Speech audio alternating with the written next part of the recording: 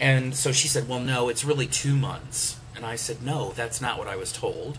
And so I argued with her a little bit, and she said, well, 2 months or 1 month, what's the difference, because you're still smoking? And I said, well, there's a difference because I was relying on the information that you all had given to me, and I'm trying to follow the program as best as I can. And she said, well, okay. She said, how about this? She said, when you're ready to establish a quit smoking date, then you call me and we'll schedule 30 days from that point. We'll schedule a lab test that will prove that you're in fact nicotine free. So I'm like, well, I thought I can't get off the phone with this person and like delay this anymore. So I said right yesterday on the phone to her, I said, well, then today's my last day. Today's my last day smoking. And she said, really? And I said, yeah, I'm done because I can't put this off any longer.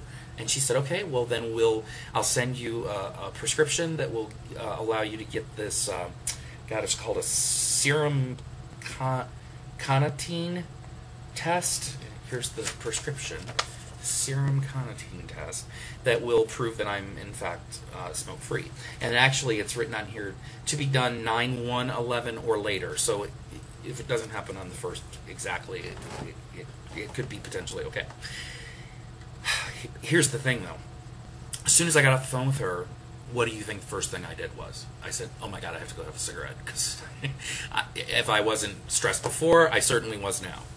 So after that, I tried to collect myself, and I thought, what do I need to do? So I was actually on the phone with my primary care doc, with his nurse, trying to set up an appointment for my regular checkup that I know I'm due for. And I said, Emily, this is the nurse, I said, Emily, can I ask you a question? She said, sure. And I said, I need to know how long nicotine stays in your system once you're smoke-free. And she said, well, I'm not sure about that, but I can go ask and I'll get back to you. And I said, okay, that's great. So she got back to me, and she said, well, what I was told by the doctor was that it's anywhere from 7 to 10 days. And I said, whew. So, not that I want to cheat or anything, but I said, so if I'm smoke-free for like 20 days before September 1st, then I should be okay. And she said, yeah, I would think so. So I got off the phone with her, and then I was on the phone with my insurance company to talk to them about a couple of different prescriptions, because I just had all of my prescriptions brought over from my previous insurance to the new insurance.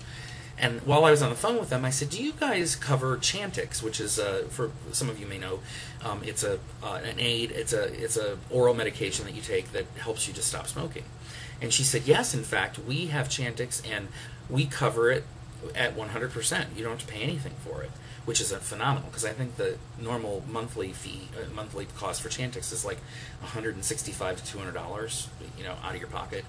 And so that's a great savings, being able to get it for free. She said the only glitch is, not glitch, but the only thing is that you have to do is you have to join we have a partner program that's called a smoking cessation, stop quitting the smoking program. And she said, I can transfer you over there now. It's kind of like healthy living type stuff. And I said, great, transfer me over. So I talked with them, and I registered for this program, and found out that basically I'm not going to be approved for the Chantix until probably Thursday or Friday of this week. It's Tuesday right now. So, but I was talking to once I registered with the Healthy Choices program or whatever, they forwarded me on to my life coach. So now I have a life coach that will help me through this smoking cessation. And basically, she asked me all kinds of things, like, how many cigarettes do you smoke a day? Which I said about a pack and a half. I'm being honest. She asked me when I smoke, how long before I, in the morning, how long is it before I smoke? Just about everything you could think of to ask a smoker. And so she said, okay, well, here's the deal. I mean, we talked a lot, but she said the bottom line was, you're not going to get the Chantix until Thursday or Friday. So between now and then, what I would like you to do, you said you smoke 30 cigarettes a day. She said, I would like you to try to cut that down to 15 a day. So I want you to cut that down in half. I'm like, oh, geez, that seems like a lot. And so last night I actually sat and thought, if I only could have 15 cigarettes in a day, when would I have them? And so basically I came up with a schedule that, knowing that I want to have a cigarette usually somewhere around the time that I eat lunch, sometime right after lunch. So I guess what I'm saying is that I doubled up around lunchtime, but then I had to space them out further, obviously, at other times throughout the day to be able to do this. So, and the great thing that I can report for today is that I have actually stuck to the plan. I don't know exactly how many I've had. I think somewhere right around 9 or 10 now, but I would normally be at least double that. And so by the end of tonight, my last cigarette for today will have been 15 cigarettes, and I'm on track for that. And it's been a little difficult. I mean, there's been certain times today when I've been looking at the watch and going, "Oh my God, it's another hour before I can have a cigarette." But I'm trying my best.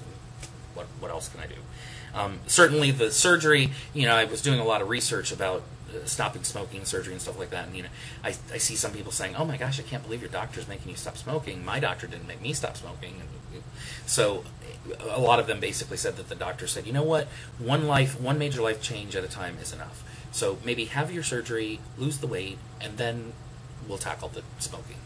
Not me. I have to have a one-stop shop on healthy lifestyles. So now I have to stop smoking and go through this major life change with the weight loss surgery. So, but hopefully to the good for both things. So that's pretty much my story, where I'm at today, what the plan is, where I'm going. Sorry that this video, it's the first time I've ever done this. It's long.